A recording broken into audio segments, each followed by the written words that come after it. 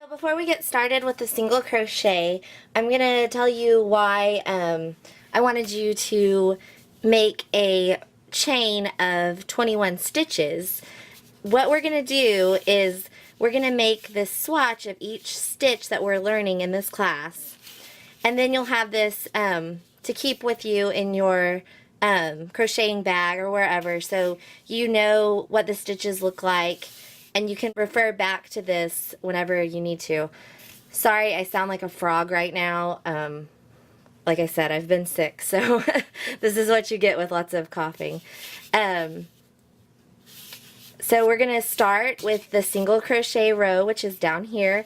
I think we're going to do 3 or 4 rows of each. Once I get started, I'll let you know for sure.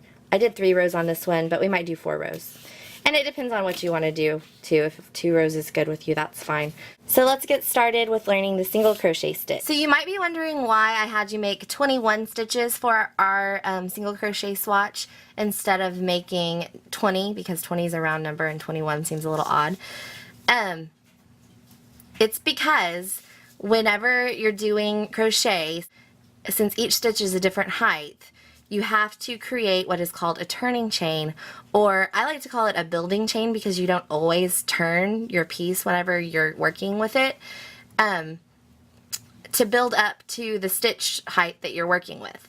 So for single crochet, the turning chain is 1 stitch, so that's why I added 1 stitch to our chain of 20. We're actually going to be doing 20 stitches across, but we need that 1 stitch to act as our height building chain for the piece. We're going to get started with the single crochet, or in the UK this is called the double crochet. This is really confusing, so I'm going to explain that later at the end of all of our stitches, but I will mention that it is in each stitch what the UK version is, but I'll explain it later. So this is our 21st stitch of our chain, and we're going to skip that one. Remember, we're going to stitch into the second hump because we don't want to stitch into the turning chain. That one builds up to our single crochet. So we have 1 loop on the hook. Make sure it's on your shank. Sometimes you can hold it with your finger, and then stitch into the second hump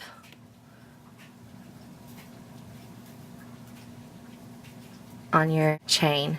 I'm doing the back humps because they're just easier for me and easier for beginners. If you like to stitch into the top of the chain or the side of the chain, that's fine.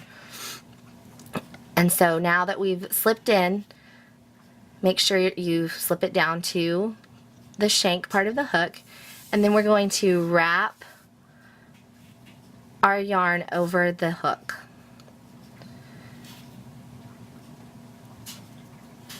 And then our next motion is just like making the chain. We're going to pull the yarn through the first loop.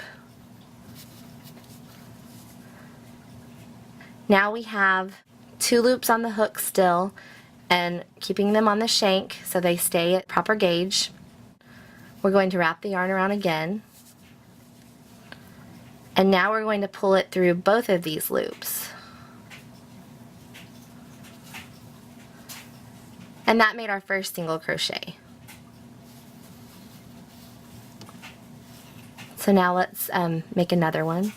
We're going to go into the next hump on the chain, slip it down to the shank, wrap around the top.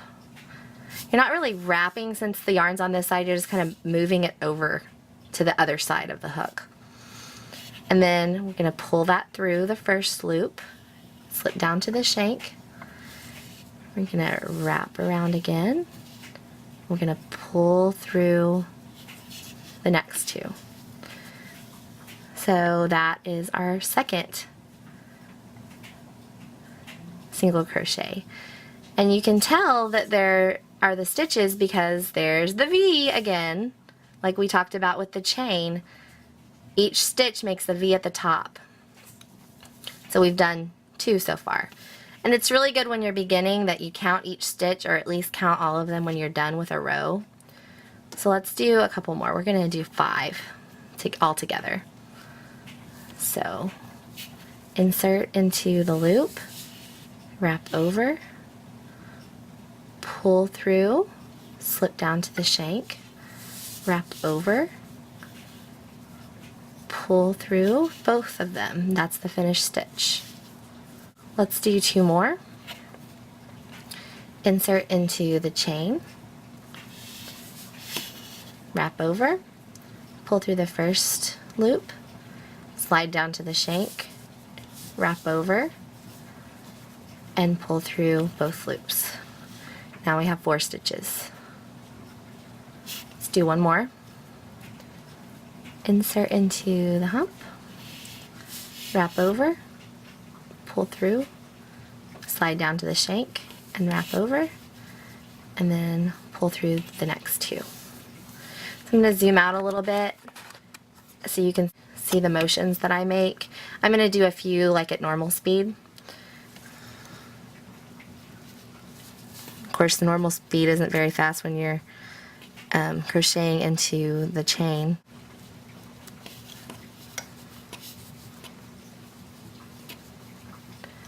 And I have a big problem catching my yarn when I'm watching the camera, so I know it looks like I'm like a beginner crocheter, but I'm really not. I'm just trying to watch the yarn through a tiny screen on my camera, so I make sure it stays in focus for you guys. So here we have, I don't know, I wasn't counting, a few single crochets. I'm going to finish off this row, and then I'll come back and show you how to end the row.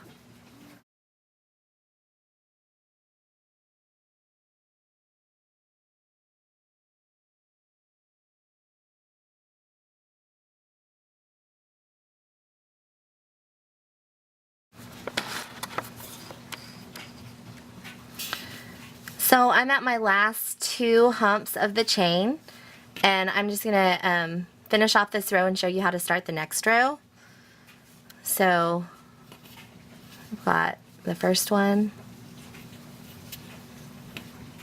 and then the last one. This one might be a little bit difficult to stitch into if you've like pulled this string too tight. So just kind of try to slip it under there. I try to keep mine loose, but yours might have gotten tightened up. So I've done my last one. So let's count all of these. You can count on yours too. We have 1, 2, 3, 4, 5, 6, 7, 8, 9, 10, 11, 12, 13, 14, 15, 16, 17, 18, 19, 20. And that's how many we want. We want 20. Remember, that turning chain doesn't count as a stitch. Now let's start the next row.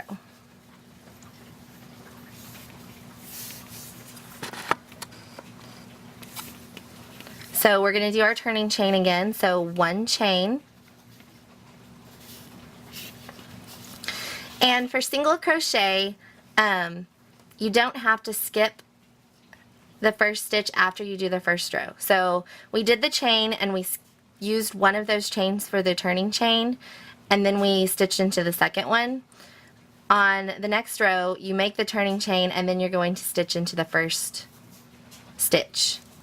So let's look at that a little bit slower. So here's our first stitch right here. We're going to make the chain, and then we are going to turn the piece to make a row. If we were doing a granny square or something in the round, we wouldn't turn the piece. That's why I think the turning chain is often misleading if you're just doing granny squares, because you're not turning the piece. So then we're going to stitch into this first V right here. Wrap over, pull through the first one, slide down, wrap over, and then finish our stitch. So there's our first stitch. So I'm just going to stitch in every V because we still want 20 stitches on a row.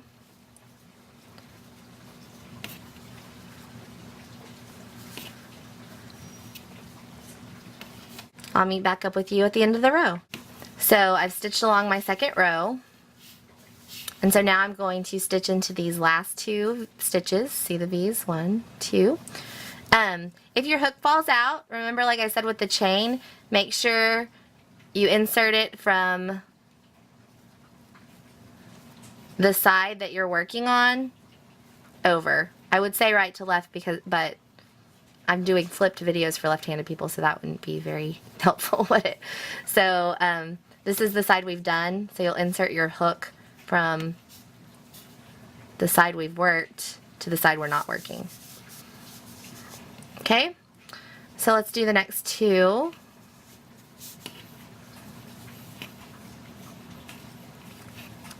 And then this last one might be a little bit hard to get your hook into, so you might have to use your fingers. Totally okay. So there we have the end of our second row. So we're going to do one more row. Do your turning chain and then turn your piece, and then we're stitching into this first V, and then just stitch across. I'll meet you at the end of the row to show you how to finish off your row. So I changed my mind. I want you to do 4 rows instead of 3. Surprise! And the reasoning for that is I want our tails to be 1 on this side and then 1 on this side, and if we did 3 rows, there'd be 2 on this side. So do 4 rows, go back and do 1 more row, and then when you get to the end of your 4th row, restart it right here and we'll finish off. Okay, so you're at the end of your 4th row, and then we have 2 more stitches here. See the 2 V's? You do have this little loop over here, but that is not a stitch, so don't try to stitch into it. The first stitch and second stitch, the last stitch of the row. And since this is the last stitch of the row, we're going to do 1 little chain at the end. That's going to lock our end in place.